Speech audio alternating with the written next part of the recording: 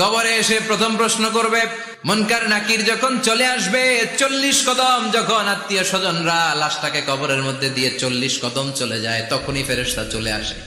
এসেই পরীক্ষা শুরু, মার রব্বুক, তোর রবের নাম কি? আমরা বলবো রব্বি আল্লাহ। দ্বিতীয় প্রশ্ন, ওমা দীনুক, তোমার ধর্মের নাম কি? আমরা কি বলবো?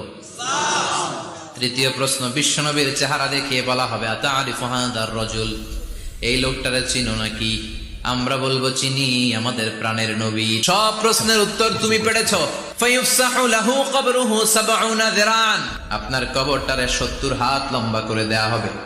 ওয়ায়ুফতাহু লাহু বাবুন ইলাল জান্নাহ, আপনার কবর থেকে জান্নাতের দিকে দরজা খুলে দেয়া হবে।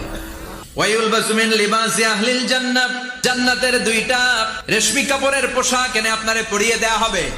আর বলা হবে, নাম কানাউমিল আরুস, ঘুমাও। তোমাকে লম্বা সময় পাড়ি দিতে হবে, ঘুমাও। কানাউমিল আরুস, যেমনি